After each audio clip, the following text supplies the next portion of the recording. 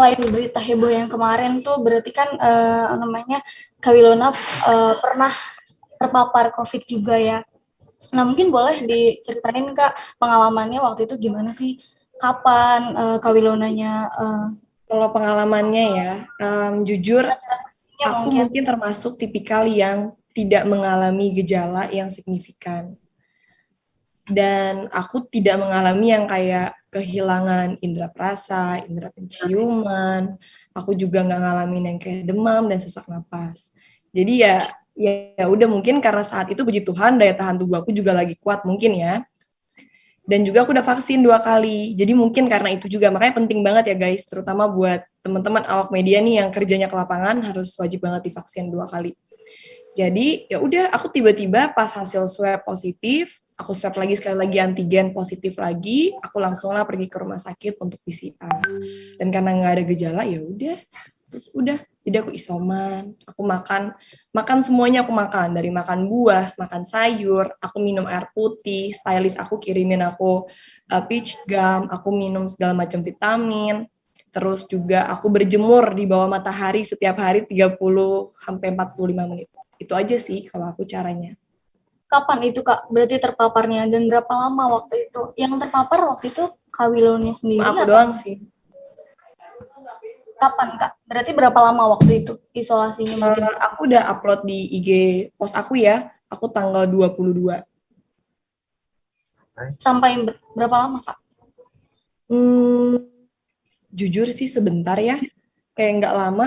Soalnya waktu itu kan aku langsung, jadi tuh sebenarnya gini, aku pun juga nggak tahu bakal lama atau enggak. Jadi tiba-tiba aku udah ngerasa, oh kok aku udah agak kesehatan ya, aku iseng lah. Yaudah aku mau iseng tes. Tiba-tiba aku udah negatif, aku sendiri juga kaget, wah aku udah negatif, kayak gitu.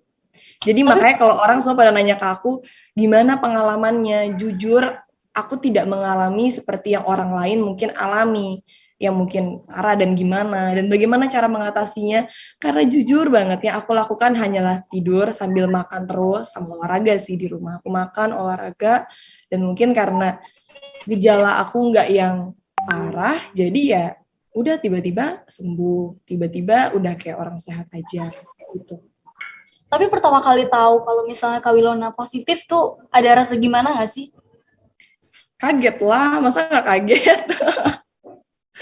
Kayak wajar aja, kayak aku kaget, oh tiba-tiba aku positif ya, karena kan nggak ada gejala ya.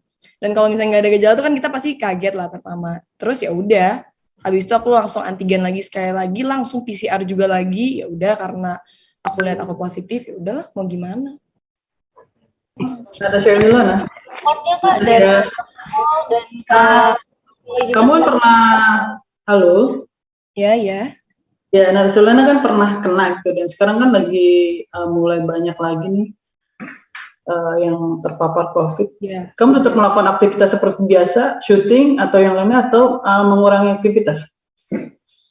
Jujur ya, kayak kemarin aku juga ngomong di vlog aku bilang kalau bisa sebisa mungkin kita jangan terlalu banyak aktivitas di luar. Tapi aku mengerti banyak orang yang mungkin kalau mereka cuma di rumah aja, mereka tidak bisa memberi makan anak istrinya atau mungkin keluarganya. Jadi kalau seandainya harus banget keluar, ya pakai protokol aja, seperti misalnya pakai masker, bawa hand sanitizer, cuci tangan, dan nyampe rumah wajib mandi, itu udah pasti. Sama yang paling penting bagi aku saat ini adalah semua divaksin sih. Karena dengan kamu divaksin, setidaknya kita akan mengurangi rantai COVID yang lagi tinggi ini. Kalau menurut aku gitu. Tapi selebihnya kalau mau tahu yang lebih detail dan lebih pastinya ya kita harus tanya ke pakar dan yang ahlinya ya. Karena kan ini aku cuma orang awam.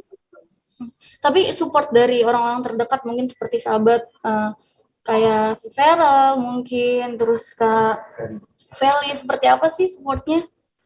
Banyak sih, aku bersyukur dikelilingin orang-orang yang baik dan sayang sama aku. Mereka benar-benar mensupport, benar-benar yang kayak peduli, sayang. Pokoknya saat aku tiba-tiba terkena sesuatu hal yang tidak baik aja, aku langsung ditelepon semua orang. Sampai kayak aku setiap kali telepon sama teman 1 jam, karena semuanya bertanya ada apa, kenapa, tapi kamu udah sehat, kamu udah ini, iya, puji Tuhan, gak apa-apa. Jadi ya intinya sih aku bersyukur sama Tuhan, karena bagi aku, hidup aku udah cukup udah lebih dari kata sempurna yang Tuhan kasih gitu. Aku diberikan kesehatan, diberikan orang tua, diberikan keluarga yang menyayangi aku, diberikan sahabat yang benar-benar mensupport dan menyayangi aku. Jadi ya aku berterima kasih lah, ditambah juga aku yakin banyak orang di luar sana yang sayang juga sama aku. Natasha, halo. Ya. Lama sampai juga yang ngomong satu kalau live lumayan ya. Mungkin kita sampai 5 menit lagi kali ya. Dengan lagi banyaknya COVID ini, kamu banyak menolak tawaran job nggak? Karena kamu akhirnya agak selektif untuk memilih job-job yang ke kamu gitu ya. Selama itu sudah pasti. Maksud aku tanpa corona pun kita pasti akan selektif dalam memilih pekerjaan kita ya, memilih yang terbaik.